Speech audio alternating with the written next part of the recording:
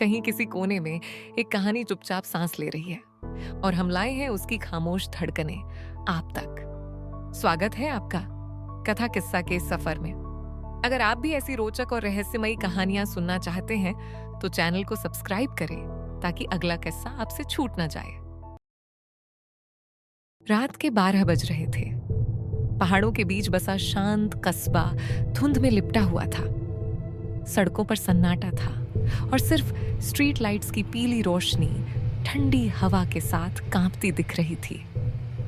उसी धुंध में एक पुरानी सरकारी गेस्ट हाउस की खिड़कियों से हल्की सी रोशनी झिलमिला रही थी। इस गेस्ट हाउस में सिर्फ एक ही मेहमान था, आदित्य, जो शहर से दूर कुछ दिन शांति में बिताने आया था। पूरा दिन शांत बीता था, लेकिन जैसे ही रात हुई माहौल में एक अनजानी बेचैनी घुलने लगी। कमरे की घड़ी ने 12:15 रात को बजाए। अचानक छत का पंखा खुद ब खुद बंद हो गया। आदित्य ने स्विच चेक किया, सब कुछ सही था। बाहर से पेड़ों के बीच सीटी जैसी आवाज आई, जैसे कोई फुसफुसा रहा हो।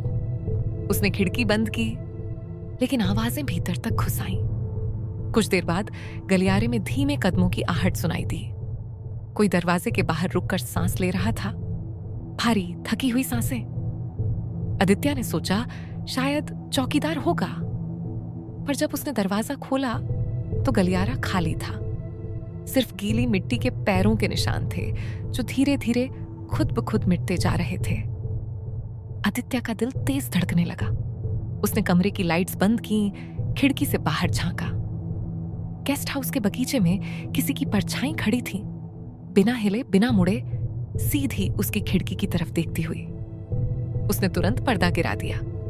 घड़ी ने 1 बजे रात बजाए। तभी मेज पर रखी रजिस्टर बुक खुद खुल गई।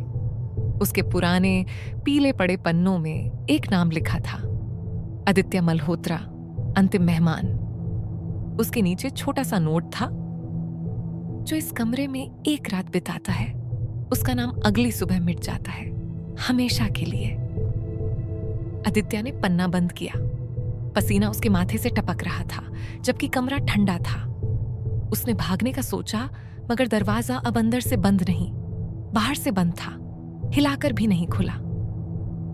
बाहर वही परछाई धीरे धीरे कमरे की ओर बढ़ रही थी। लकड़ी का फर्श चरमराया। खामोशी ऐसी थी कि अपनी धड़कनों की आवाज भी चीख लग रही थी।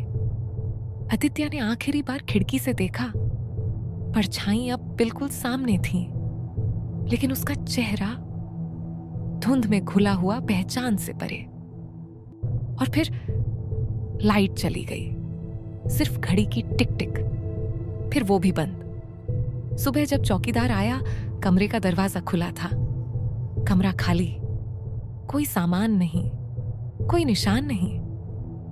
रजिस्टर के पन्ने में आदित्य का नाम फीका पड़ चुका था, जैसे कभी लिखा ही नहीं गया था। बस नीचे एक नई लाइन जुड़ गई थी, अगला मेहमान कब आएगा। कहानी थमती है, मगर किस्सों का सिलसिला नहीं। कुछ किस्से दिल में बस जाते हैं और कुछ खामोशी में इंतजार करते हैं अगले मोड़ का। अगर आपको ये कहानी महसूस हुई हो तो इसे लाइक करें, शेयर करें, और हाँ, ऐसे ही रहस्यमयी सफर में साथ बने रहने के लिए कथा किस्सा को सब्सक्राइब करना न भूलें। अपनी सांसों को थामे रखिए, अगला किस्सा जल्द ही दस्तक देगा। धन्यवाद।